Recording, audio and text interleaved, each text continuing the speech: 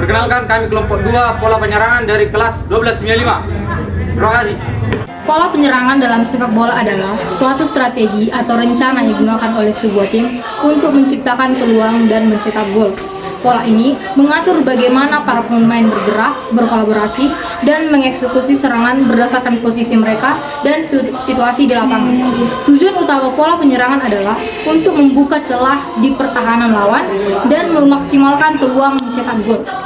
Strategi adalah siasat jangka panjang yang dilakukan sebelum, saat, dan sesudah melakukan pertandingan atau permainan, seperti persiapan situasi dan kondisi tempat, peralatan, dan makanan, dan sistem, pola, tipe bertahan, dan menyerang, baik yang bersifat individu, grup, maupun tim.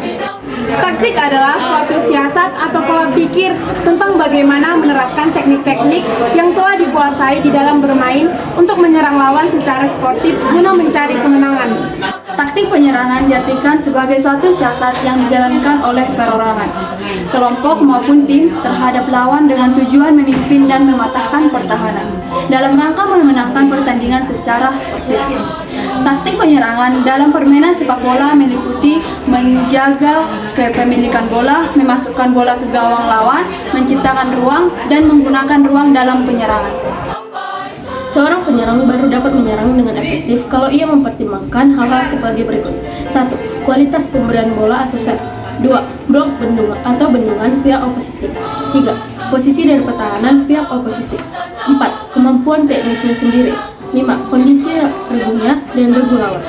Dalam sepak bola, pola penyerangan digunakan untuk menciptakan peluang gol dengan cara yang efektif. Pola ini bervariasi tergantung pada situasi dan jenis pertahanan lawan. Berikut adalah penjelasan dari 3 pola penyerangan yang umum digunakan. Yang pertama, pola gerak tersusun. Pola gerak tersusun adalah pola penyerangan yang direncanakan dan dilakukan secara sistematis dengan tujuan menciptakan peluang gol melalui koordinasi yang baik antar pemain. Nah, adapun ciri-ciri pola gerak tersusun ini, yang pertama itu penguasaan bola yang kuat. Tim berusaha mengontrol permainan dengan menjaga bola lebih lama, menggerakkan bola dari satu sisi ke sisi yang lainnya. Yang kedua itu umpan pendek dan kombinasi permainan. Pemain sering melakukan umpan-umpan pendek dan 1-2 untuk memecah pertahanan lawan. Yang ketiga itu ada koordinasi yang baik antar pemain. Semua pemain, terutama di lini serang dan tengah, harus bekerja sama dengan disiplin dalam melakukan pergerakan dan posisi. Pola ini cocok digunakan oleh tim yang memiliki kemampuan teknis tinggi dan cenderung bermain sabar dalam membangun serangan.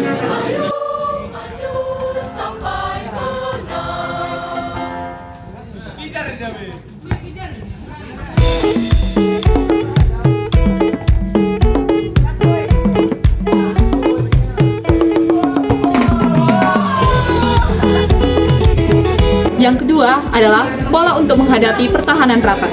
Ketika menghadapi tim dengan pertahanan yang sangat rapat atau bertahan dalam jumlah yang sangat besar, pola penyerangan yang digunakan harus berfokus pada penciptaan ruang yang kecil dan memanfaatkan momen yang jarang. Beberapa cara yang digunakan dalam pola ini adalah ciri-ciri yang pertama adalah umpan silang atau crossing. Umpan silang dari sayap sering digunakan untuk memberikan pola kepada pemain depan yang menunggu di kotak penalti. Ini bertujuan untuk memecah inti pertahanan yang ketat. Yang kedua, tembakan jarak jauh.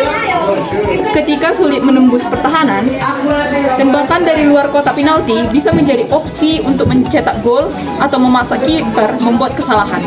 Yang ketiga, pergerakan tanpa bola. Pergerakan tanpa bola sangat penting untuk menarik bek lawan keluar dari posisinya. Ini bisa dilakukan dengan menggunakan pemain yang bergerak ke depan lalu mundur atau sebaliknya. Yang keempat, pemain kreatif. Gelandang kreatif sering kali menjadi kunci untuk memberikan umpan terobosan yang presisi atau melakukan dribble untuk menarik perhatian beberapa pemain bertahan.